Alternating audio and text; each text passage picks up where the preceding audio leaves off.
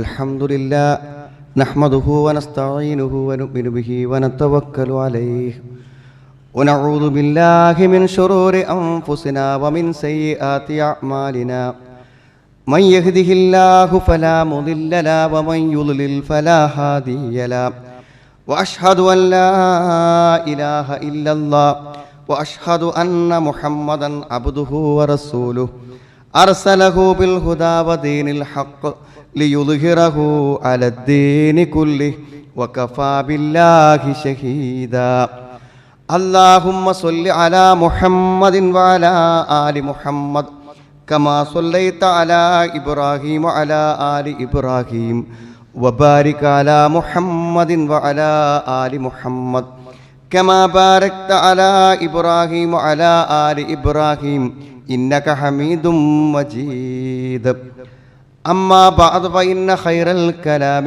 كلام الله وخير الحديث كتاب الله وخير الهدي هدي محمد صلى الله عليه وسلم وشر الأمور محدثاتها وكل محدثة بدعة وكل بدعة ضلالة أعوذ بالله من الشيطان الرجيم بسم الله الرحمن الرحيم يا أيها الذين آمنوا اتقوا الله حق تقاته ولا تموتن إلا وأنتم مسلمون يا أيها الناس اتقوا ربكم الذي خلقكم من نفس واحدة وخلق منها زوجها وبث منهما رجالا كثيرا ونساء واتقوا الله الذي تساءلون به والأرحام إن الله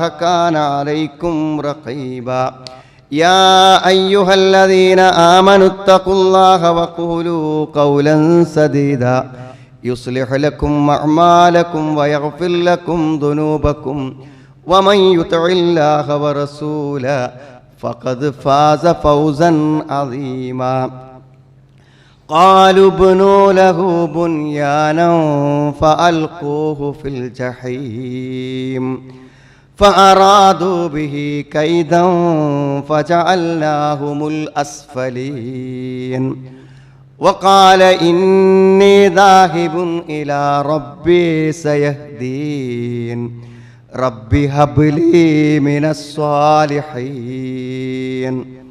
സ്നേഹമുള്ള സഹോദരി സഹോദരന്മാരെ, സത്യവിശ്വാസികളെ, സത്യവിശ്വാസിനികളെ, നമ്മെ എല്ലാവരെയും സൃഷ്ടിക്കുകയും സംരക്ഷിക്കുകയും സർവ്വവിധ അനുഗ്രഹങ്ങളും നമുക്ക് നൽകിക്കൊണ്ടിരിക്കുകയും ചെയ്യുന്ന അള്ളാഹുവിൻ്റെ കൽപ്പനകളും നിർദ്ദേശങ്ങളും ജീവിതത്തിൻ്റെ എല്ലാ രംഗങ്ങളിലും പാലിച്ച് ജീവിക്കണമെന്ന് എന്നെയും നിങ്ങളെയും ഞാൻ ഓർമ്മപ്പെടുത്തുകയാണ്.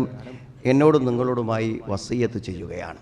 സഹോദരങ്ങളെ, നമ്മുടെ മക്കളെക്കുറിച്ച് തന്നെയാണ് എപ്പോഴും നമ്മുടെ വേദന.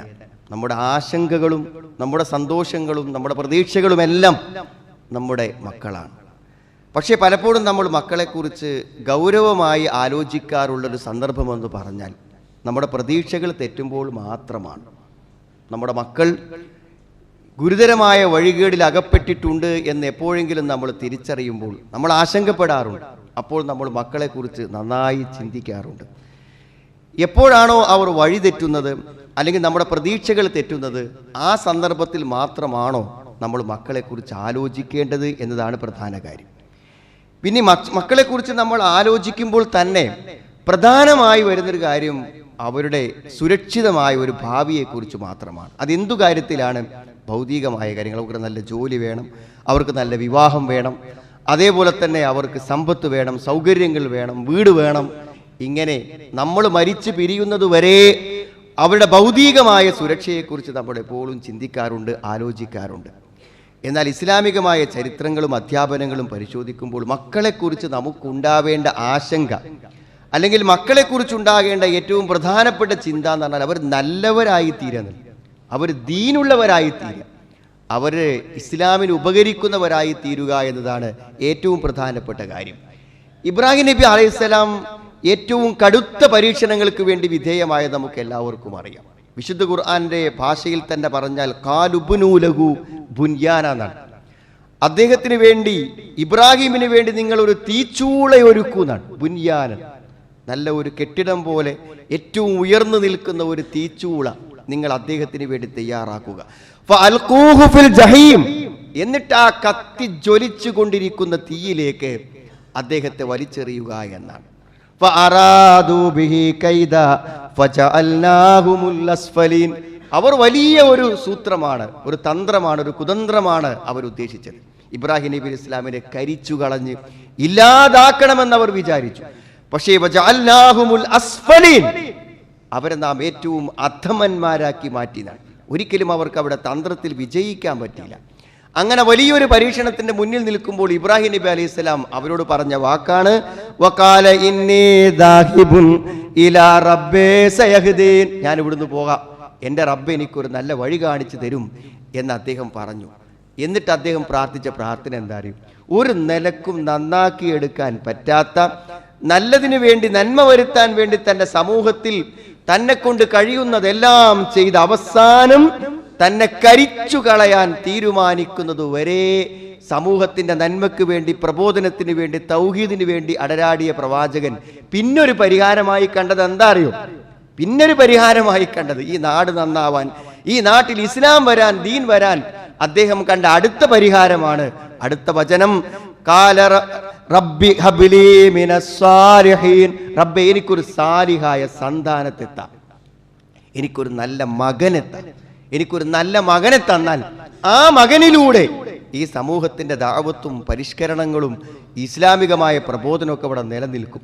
ആ നല്ല മകനിലൂടെയെങ്കിലും ഒരു നല്ല സമൂഹ സൃഷ്ടി സാധ്യമായാലോ എന്നാണ് അവസാനമായി ഇബ്രാഹിം നബി ഇസ്ലാം ആഗ്രഹിക്കുന്ന 37-ാമത്തെ സൂറത്തിൽ 100-ാമത്തെ വചനം വരെയുള്ള ആയത്തുകൾ നമുക്കിത് കാണാൻ പറ്റും. അപ്പൊ എന്തിനാണ് ഒരു മകൻ?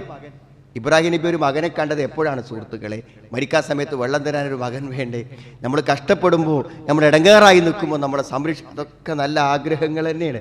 പക്ഷേ താൻ പ്രതിനിധീകരിക്കുന്ന നന്മയെ പ്രതിനിധീകരിക്കാൻ ഒരു പ്രവാചകനായി, ഒരു ഇസ്ലാമിക പ്രബോധകനായി, ഇസ്ലാമിന് വേണ്ടി പ്രവർത്തിക്കുന്ന ഒരു നല്ല പ്രബോധകനായി, ഒരു പ്രവാചകനായി തനിക്കൊരു മകനെ വേണമെന്നാണ് അദ്ദേഹം ആഗ്രഹിച്ച സന്ദർഭം എന്നാണ്. അത് ഇൻദമാ ഐസ മിൻ ഖൗമിഹി, തൻ്റെ സമൂഹത്തിന്റെ കാര്യത്തിൽ അദ്ദേഹം നിരാശപ്പെട്ടപ്പോൾ, വലം യറ ഫീഹിം ഖൈറ, തൻ്റെ സമൂഹത്തിൽ ഒരു നന്മയും കാണാതെ വന്നപ്പോൾ എനിക്കൊരു മകൻ ഉണ്ടാവണമെന്ന് ആഗ്രഹിച്ചു. ഒരു മകനെ കൊണ്ട് അത് സാധിക്കുന്നവരാണ്. നമുക്കൊരു മകനെ കൊണ്ട് ഈ നാടും സമൂഹവും മുഴുവൻ മാറ്റിയെടുക്കാൻ, നമ്മൾ കേവലം ശമ്പളം വാങ്ങുന്ന, സുരക്ഷിതമായി ശമ്പളം വാങ്ങുന്ന, ബിസിനസ് നടത്തുന്ന ഒരു മകൻ മാത്രമല്ല സുഹൃത്തുക്കളെ, ഈ സമൂഹത്തെ മുഴുവനും നന്മയിലേക്ക് നയിക്കുന്ന ഒരാളാക്കി തീർക്കാൻ നാം ജന്മം നൽകുന്ന ഒരു മകനാകും എന്നത് എത്ര വിശാലമായ ഒരു സങ്കല്പമാണ്. അവിടെ നിൽക്കണില്ല. പ്രായപൂർത്തിയായി വാർദ്ധക്യത്തിന്റെ നിരാശയിലെത്തുന്ന പ്രായത്തിൽ സക്കരിയ നബി അലൈഹി ഇസ്ലാമിന്റെ പ്രാർത്ഥനന്റെ വാചകങ്ങളും ഇതുപോലൊന്ന് വായിച്ചു നോക്കൂ സുഹൃത്തുക്കളെ. അദ്ദേഹം അള്ളാഹുവോട് പ്രാർത്ഥിക്കുന്നുണ്ട്. എന്താണ്? വഇന്നീ ഖിഫ്തുൽ മവാലിയ മിൻ വറാഇ വകാനത് ഇംറഅതി ആഖിറ ഫഹബ് ലീ മിൻ ലദുൻക വലിയ. അള്ളാഹുവോട് പറയാണ്, ഞാൻ എൻ്റെ അനന്തരാവകാശികളെ കുറിച്ച് ഞാൻ ഭയപ്പെടുന്നുണ്ട്. അതുകൊണ്ട് റബ്ബേ എനിക്കൊരു നല്ല യരിസുനി വയരിസു മിൻ ആലി യാഖൂബ്, യാക്കൂബ് കുടുംബത്തെയും എന്നെയും ഒക്കെ പ്രതിനിധീകരിക്കാൻ പറ്റുന്ന ഒരു അനന്തരാവകാശി എനിക്ക് തരണം. അതെങ്ങനത്തെ ആളാകണം?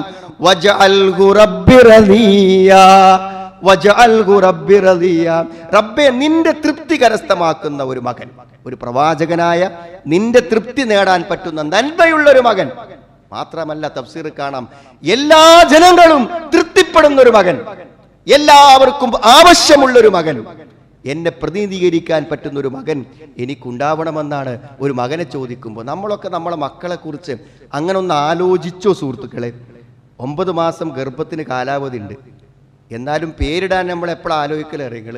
കുട്ടി ജനിച്ച് ആശുപത്രിയിൽ നിന്ന് ഡിസ്ചാർജ് ചെയ്യുമ്പോൾ അവിടുത്തെ സ്റ്റാഫ് ധൃതി കൂട്ടുമ്പോൾ ഒരു പേരിന് വേണ്ടി വിളിക്കുന്ന ആൾക്കാരുണ്ട്. അപ്പം എന്താ, 9 മാസം ഒന്നില്ലെങ്കിൽ ആൺകുട്ടിൻ്റെ പേര്, ഇല്ലെങ്കിൽ പെൺകുട്ടിൻ്റെ പേര്, ഒരു പേര് പോലും തൻ്റെ മക്കൾക്ക് സ്വപ്നമായി കാണാത്തവരാണ് പലപ്പോഴും. അത്രേ നമ്മൾ മക്കളെ പറ്റി ആലോചിക്കുന്നുള്ളൂ. പിന്നെ മക്കൾ ജനിച്ചവർ വളരുമ്പോൾ, പ്രതിസന്ധി വരുമ്പോൾ മാത്രം മകൻ ഒരു ഇസ്ലാമിലേക്ക് കടന്നു വന്ന 3 കുട്ടികളെയും കൊണ്ട് ഇസ്ലാമിലേക്ക് കടന്നു വന്ന ഒരു സഹോദരി ഒരു പണ്ഡിതനോട് ചോദിക്കുന്നുണ്ട്, എന്നാൽ എനിക്കെൻ്റെ മക്കളെയും കൂടി ഇസ്ലാമിക അധികമായി വളർത്തണം, അതിനൊരു ഉപദേശം തരൂ എന്ന് പറഞ്ഞപ്പോൾ അദ്ദേഹം പറഞ്ഞ ഉപദേശങ്ങളിൽ ആദ്യം പറഞ്ഞത് മക്കളെ അങ്ങനെ നല്ലവരാക്കി വളർത്തണം എന്ന ഒരു ബോധം ഉമ്മയായ നിങ്ങൾക്കുണ്ടാവുക, ഉപ്പയായ പിതാവിനുണ്ടാവുക. അതാണ് ഏറ്റവും പ്രധാനം. എൻ്റെ മക്കളെ ദീൻ അറിയുന്ന, ദീനിനെ സ്നേഹിക്കുന്നവരായി വളർത്തണം എന്നാണ് ഏറ്റവും പ്രധാനം. അപ്പം സുഹൃത്തുക്കളെ, മക്കൾക്ക് എന്തെങ്കിലുമൊക്കെ ജോലിയാക്കി കൊടുത്തിട്ടാണ് അങ്ങോട്ട് പോകുന്നത്, മക്കൾക്കൊരു വീടുണ്ടാക്കി കൊടുത്തിട്ടാണ് പോകുന്നത് എന്നൊന്നും ഒരു പക്ഷേ നമ്മളോട് ചോദിക്കൂല. കാരണം തരൂ, നമ്മൾ വിചാരിക്കുന്നതല്ല ഒരു പക്ഷേ മക്കൾ ആഗ്രഹിക്കുന്ന ഭൗതിക വിജയം. നമ്മളൊരു അധ്യാപകനാണെങ്കിൽ നമ്മുടെ മകൻ അധ്യാപകനാകണമെന്നൊരു പക്ഷേ നമ്മൾ ആഗ്രഹിക്കും. അവൻ ചിലപ്പോൾ കലക്ടറാകണം, അവൻ ആഗ്രഹപ്രകാരം അവനായിക്കോട്ടെ എന്ന് നമ്മളതിനുള്ള അവസരം ഉണ്ടാക്കി കൊടുത്താൽ മാത്രം മതി. അവൻ എന്തോ ആകണോ അവനായിക്കോട്ടെ. പക്ഷേ അവന് നാം ഉണ്ടാക്കി കൊടുക്കേണ്ട ഏറ്റവും പ്രധാനപ്പെട്ട ബാധ്യത ദീനുള്ളവനാകുക എന്നുള്ളതാണ് ഏറ്റവും പ്രധാനം. അതുകൊണ്ടാണ് നബി സ്വല്ലല്ലാഹു അലൈഹി വസല്ലം പറഞ്ഞത് കുല്ലുക്കും റാഇൻ വകുല്ലുക്കും മസ്ഊലും അൻ റഇയത്തിഹി. നമ്മളോട് പരലോകത്ത് ചോദിക്കുന്ന പ്രധാന ചോദ്യം നമ്മളെ സംരക്ഷണത്തിൽ നിന്നവരെ കുറിച്ചാണ് ചോദിക്കുക എന്നാണ്. അൽ ഇമാമു റാഇൻ വമസ്ഊലുൻ അൻ റഇയത്തിഹി. ഒരു ഭരണാധികാരിയോട് ചോദിക്കുക എന്തായിരിക്കും? അയാൾ ഭരിച്ചിരുന്ന ആളുകളെ പറ്റി ചോദിക്കും. വറജുലു റാഇൻ ഫീ അഹ്ലിഹി. ഒരു മനുഷ്യൻ അയാളുടെ കുടുംബത്തെക്കുറിച്ച് ചോദിക്കും. ആ കുടുംബത്തിൽപ്പെട്ട ഓരോരുത്തരെ കുറിച്ചും ചോദിക്കുന്നതാണ്.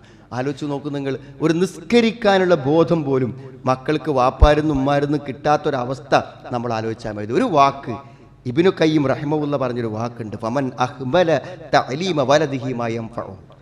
മക്കൾക്ക് ഉപകാരമുള്ളത് പഠിപ്പിച്ചു കൊടുക്കുന്നതിൽ അശ്രദ്ധ കാണിച്ച, അവഗണന കാണിച്ചൊരു പിതാവ്.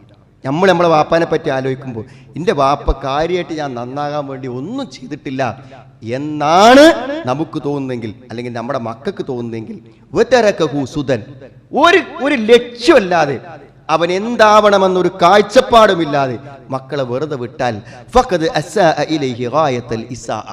ആ മകനോട് ചെയ്യാവുന്ന ഏറ്റവും വലിയ തിന്മ അതാണെന്നാണ്.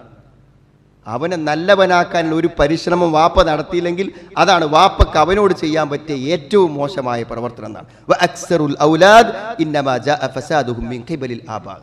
മിക്കവാറും കുട്ടികൾക്ക് വരുന്ന പ്രശ്നങ്ങളിൽ ഏറ്റവും പ്രധാനമായ ഒരു കാരണം അവരെ വളർത്തിയ പിതാക്കന്മാരുടെ ഭാഗത്തു നിന്നായിരിക്കുന്നതാണ് ഇബ്നു ഖയ്യിം പറയുന്നത്. അതേപോലെ തന്നെ അവരെ വേണ്ട കാര്യങ്ങൾ പഠിപ്പിക്കാതെ വിടുക. ഫഅലാഉഹും സിഗാറൻ ഫലം യൻതഫിഉ ബിഅൻഫുസിഹിം. ഒരു പ്രയോജനമില്ലാതെ അവരെ ചെറുപ്പകാലം വെറുതെ കളഞ്ഞു. ആ കുട്ടിക്ക് ഏതായാലും അന്തല്ലത് വാപ്പാക്കും പാക്കുമല്ലേ. അപ്പൊ അവൻ എന്തെങ്കിലും ഒരു നല്ല വഴി കാണിക്കാൻ അവന് ബോധമില്ലാത്ത സമയത്ത് ശ്രമിക്കാത്ത മാതാപിതാക്കളാണ് അവനോട് ഏറ്റവും വലിയ തിന്മ ചെയ്തവർ എന്നാണ് ഇബ്നു ഖയ്യിം റഹിമഹുല്ലാഹ് പറയുന്നത്. അപ്പോൾ നമ്മൾ ഉത്തരവാദിത്തം എത്രയെന്ന് മനസ്സിലാക്കൂ സുഹൃത്തുക്കളെ. അതിൽ ഒന്നാമത് ആ സഹോദരിയോട് അദ്ദേഹം പറഞ്ഞത് എന്താ അറിയൂ?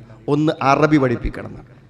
അറബി ഭാഷ എന്ന് പറഞ്ഞാൽ അത് ഇസ്ലാമിനെ ഗ്രഹിക്കുവാനുള്ള താക്കോലാകുന്നു. ലിഅന്നഹാ മിഫ്താഹു മുഹിം ലിഫഹ്മിൽ ഇസ്ലാം. ഇസ്ലാമിലേക്ക് എത്താനുള്ള വഴി അറബി ഭാഷയാണ്. നമുക്കൊക്കെ ഈ നിസ്സാരമായ ഇസ്ലാമിക കാര്യങ്ങളിൽ കൂടി നമുക്കൊക്കെ സംശയം. എന്തുകൊണ്ടാണ്? ഒരു സംശയം വന്നാൽ നോക്കണമെങ്കിൽ നമുക്ക് അറബി അറിയേണ്ടത് സുഹൃത്തുക്കളെ. അറബിയിലൂടെ അല്ലാതെ നമുക്കൊരു കാര്യം സെർച്ച് ചെയ്യാൻ പറ്റും, നോക്കാൻ പറ്റും, ഒരു കിതാബ് നോക്കാൻ പറ്റും. അപ്പം അറബി ഭാഷ അറിയുന്നവനെ ഇസ്ലാമിനെ അറിയൂ, ഇസ്ലാമിനെ സ്നേഹിക്കാൻ പറ്റും, ഇസ്ലാമിനോട് ഇഷ്ടം ഉണ്ടാവുള്ളൂ. മാത്രമല്ല അറബി ഭാഷ അറിയുന്നവനെ ഖുർആനിൻ്റെ മഹത്വം മനസ്സിലാവും, അതിൻ്റെ അമാനുഷികത മനസ്സിലാവും. ആ സ്വർഗവും നരകമൊക്കെ ബോധ്യപ്പെടണമെന്നുണ്ടെങ്കിൽ അറിയണം. അപ്പോൾ നമ്മുടെ മക്കൾ അറബി അറിയുന്നവരാകണം എന്ന് ആഗ്രഹിച്ചാൽ സുഹൃത്തുക്കൾ, അതൊക്കെ ഇന്നത്തെ കാലത്ത് വല്ല പ്രയാസമുള്ള കാര്യമാണ്. ഒരു ചെറിയ കുട്ടി 3 വയസ്സാകുമ്പോൾ ഒരു കുട്ടി ഇംഗ്ലീഷിൽ വളരെ കൃത്യതയോടുകൂടെ സംസാരിക്കുന്നുണ്ടെങ്കിൽ എന്താ അറബി അടിയില്ലേ? അറിവ്. പക്ഷെ നമ്മൾ അങ്ങനെ ആഗ്രഹിച്ചു എന്നുള്ളതാണ് പ്രധാനപ്പെട്ട കാര്യം. രണ്ടാമത്തെ കാര്യം എന്താ അറിയോ? നല്ല സുഹൃത്തുക്കൾ വേണമെന്നാണ്. നമ്മുടെ കുട്ടികൾ സ്വയം സുഹൃത്തുക്കളെ കണ്ടെത്തുകയാണ്. നമ്മുടെ കുട്ടികൾക്ക് ഇന്നവൻ സുഹൃത്താവണമെന്ന് നമ്മൾ ആലോചിച്ചു. ഇപ്പോൾ ഈ പള്ളിയിൽ പല കാര്യങ്ങൾക്ക് വേണ്ടി വരുന്ന ആൾക്കാരുണ്ട്. ഇപ്പോൾ കുട്ടികളേറ്റ് വരുന്നു. അപ്പോൾ പലരുടെയും കുട്ടികൾ ഇവിടെ വരും, അവർ സുഹൃത്തുക്കളാകുന്നു. അപ്പോൾ എന്തായിരിക്കും? ദീനിയായി ചിന്തിക്കുന്ന ഫാമിലികളിൽപ്പെട്ട ആളുകൾ സുഹൃത്തുക്കളാകും. എന്നാൽ നിങ്ങൾ ആലോചിച്ചു, നിങ്ങൾ നമ്മുടെ എല്ലാവരുടെയും നാട്ടുപ്രദേശങ്ങളിൽ ഒരു ഓവാലമുണ്ട്, അല്ലെങ്കിൽ ഒരു ബസ് സ്റ്റോപ്പ് ഉണ്ട്, അല്ലെങ്കിൽ ഒരു പുഴയുടെ തീരമുണ്ട്, അല്ലെങ്കിൽ ഒരു പാർക്കുണ്ട്. അവിടെ കുറച്ച് കുട്ടികൾ വരും, വാപ്പയറിയാതെ ഉമ്മയറിയാതെ വന്നിരിക്കുന്ന ഒരു കൂട്ടത്തിൽ നമ്മുടെ മകനും പോയിരുന്നാൽ അവൻ മാത്രം നന്നാകുമെന്ന് പ്രതീക്ഷിച്ച് കാത്തിരിക്കുന്നതിൽ എന്താർത്ഥം സുഹൃത്തുക്കളെ? നാട്ടിൽ കഞ്ചാവ് ഉണ്ടെങ്കിൽ ആ കൂട്ടത്തിൽ അവനുണ്ടാകും, നാട്ടിൽ വ്യഭിചാരമുണ്ടെങ്കിൽ ആ കൂട്ടത്തിൽ അവനുണ്ടാകും. അവൻ മാത്രം ആ കൂട്ടുകെട്ടിലും ആ ഓവുപാലത്തിലും നല്ലവനായി ജീവിക്കുമെന്ന് പ്രതീക്ഷിക്കുന്നതിൽ യാതൊരു അർത്ഥവുമില്ല എന്നാണ്. കെമസലി സാഹിബിൽ മിസ്ക് വക്കീരിൽ ഹദ്ദാദ്. അതുകൊണ്ടല്ലേ കൊല്ലൻ്റെയും കസ്തൂരി വിൽക്കുന്നവൻ്റെയും ഉദാഹരണം പറയാൻ കാരണം, സുഗന്ധം വിൽക്കുന്നിടത്ത് ചെന്നാൽ സുഗന്ധം അനുഭവിച്ചിരിക്കും, സുഗന്ധം ദേഹത്ത് പറ്റിയിരിക്കും. അല്ല, കൊല്ലൻ്റെ ആലയിലാണെങ്കിൽ ഒരു തീപ്പൊരിയോ ഒരു കരിയോ ആ ശരീരത്തിൽ എവിടെയെങ്കിലും ആവാതിരിക്കില്ലെന്നാണ്. അതുകൊണ്ട് നമ്മുടെ കുട്ടികൾക്ക് ബോധപൂർവമായി സുഹൃത്തുക്കളെ കണ്ടെത്തുക. ചെറുപ്രായം മുതൽ അവൻ ആരെ സുഹൃത്താവണം എന്നാണ്. നമ്മുടെയൊക്കെ ചെറുപ്പകാലത്തെ സുഹൃത്തുക്കളെ നമ്മൾ ഇന്ന് ഓർക്കുന്നില്ലേ സുഹൃത്തുക്കളെ? ആ സൗഹൃദം എന്നും വഴി കാണിക്കുന്ന ഒന്നാണ്.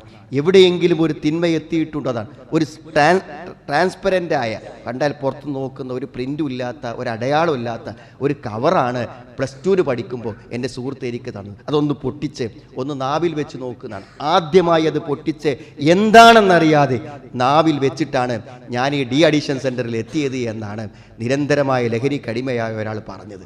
ആലോചിക്കണം, നമ്മളൊരു സുഹൃത്ത് കൊടുക്കുന്ന ഒരു ട്രാൻസ്പെറൻ്റായ ചെറിയൊരു പാക്കറ്റ് ഒരു ജീവിതത്തെ നശിപ്പിക്കാൻ പര്യാപ്തമാണ്. നമ്മുടെ സുഹൃത്തുക്കൾ, നമ്മുടെ കുട്ടികൾ ആരുടെ തോളിൽ കൈവെക്കണമെന്നത് മാതാപിതാക്കൾ നിർണ്ണയിക്കണമെന്നതാണ്.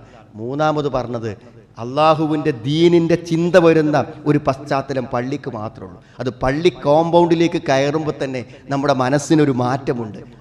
ആ കുട്ടികൾ ആ പള്ളിയിൽ വരണം, അച്ചടക്കത്തോടെ ഇരിക്കണം, അവരവിടെ നടക്കുന്നത് കാണണം, അവിടുത്തെ ദർസുകളിൽ പങ്കെടുക്കണം, അവിടുത്തെ ക്ലാസ്സുകളിൽ പങ്കെടുക്കണം.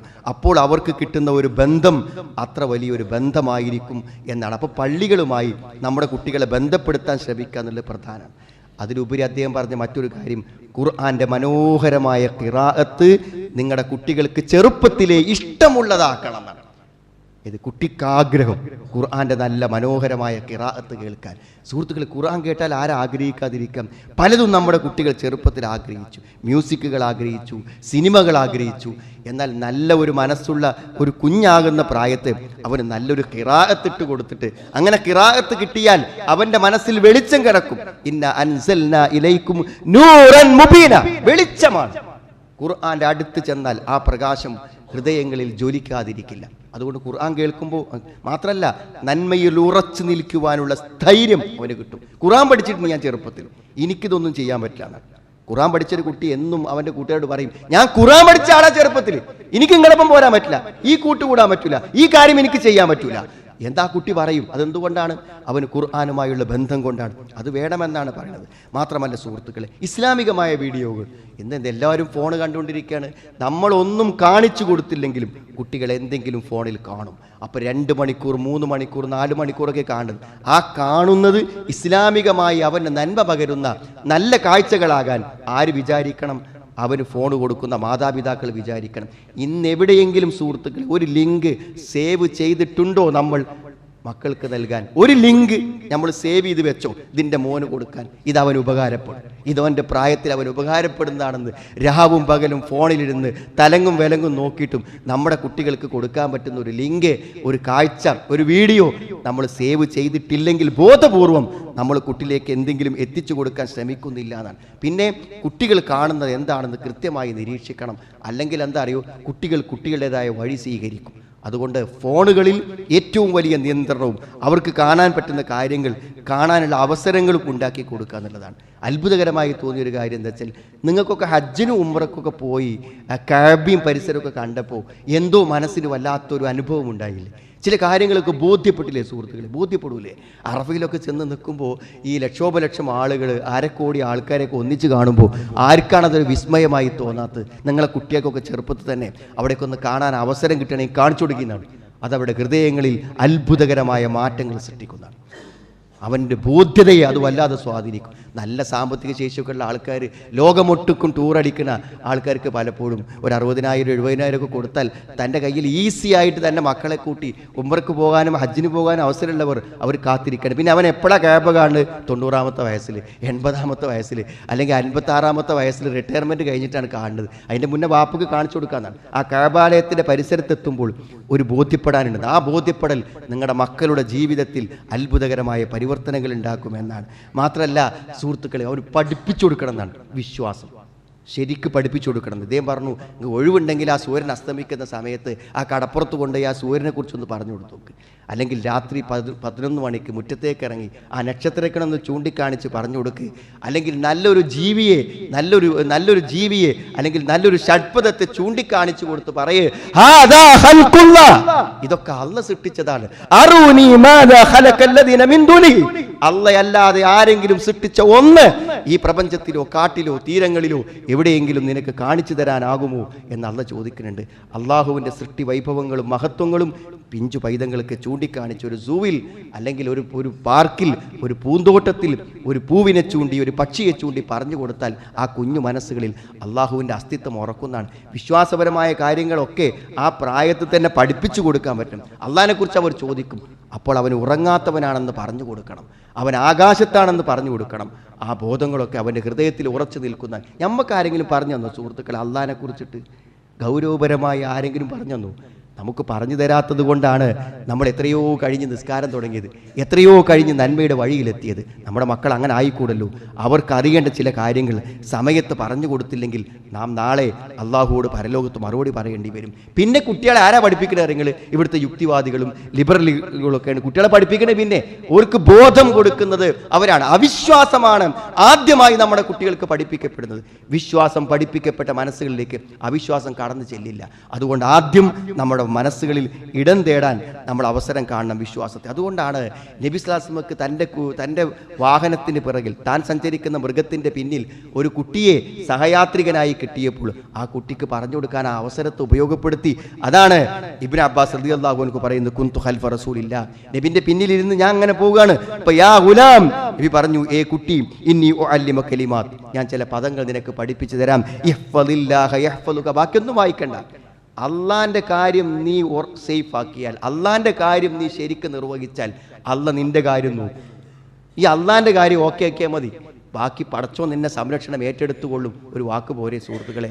അള്ളാഹിനെക്കുറിച്ചുള്ള ആ ബോധം എത്ര ആത്മധൈര്യം നൽകുന്നു നമ്മുടെ കുട്ടികൾക്ക്. ജീവിതത്തിൽ എങ്ങനെ പിടിച്ചു നിൽക്കാൻ പറ്റും, ഇതൊക്കെ ആ സമയത്ത് പറഞ്ഞു കൊടുക്കണം. നല്ല കഥകളുണ്ട്, നല്ല കഥകളുണ്ട്. യൂസുഫ് നബി അലൈഹി സ്വലാമിൻ്റെ കഥയൊക്കെ ഖുർആൻ എന്ന് പറഞ്ഞാൽ ജീവിതത്തിൻ്റെ ദുരന്തങ്ങൾക്ക് മേൽ ദുരന്തങ്ങളിൽ ജീവിച്ചിട്ട് അവസാനം എല്ലാം വിജയിച്ചും വാപ്പയും ഉമ്മയും ഒക്കെ മുന്നിൽ വന്ന് സുജൂദ് ചെയ്യുന്ന ഏറ്റവും വലിയ വിജയത്തിൻ്റെ സിംഹാസനത്തിലിരിക്കുന്ന ചരിത്രം, അതൊക്കെ നമ്മുടെ കുട്ടികൾ കേൾക്കാൻ. നിങ്ങളൊരു കഥ പറഞ്ഞു നോക്കൊണ്ട് കുട്ടിനോട്, അത്ര നിശബ്ദമായി ശ്രദ്ധയോടെ ഒരു കുട്ടി ജീവിതത്തിലിരിക്കുന്ന ഒരു സമയമേ ഇല്ല.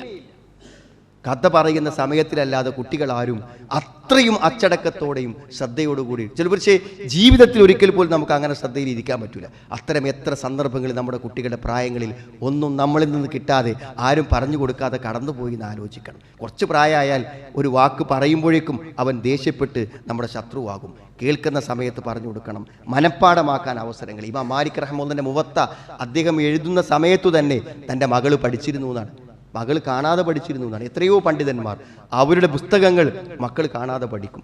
ആരെങ്കിലും അത് തെറ്റായി പറഞ്ഞാൽ അവരത് തിരുത്തി കൊടുത്തിരുന്നതാണ്. ഹിഫ്ളാക്കാൻ കുട്ടികൾക്ക് ഏറ്റവും കഴിയുന്ന പ്രായമാണ്. പക്ഷെ ഒന്നും മനഃപ്പാടമാക്കാതെ ആ ചെറുപ്പകാലം കടന്നുപോയ ആ കാലത്തെക്കുറിച്ച് ആലോചിച്ച് നോക്കൂ നിങ്ങൾ.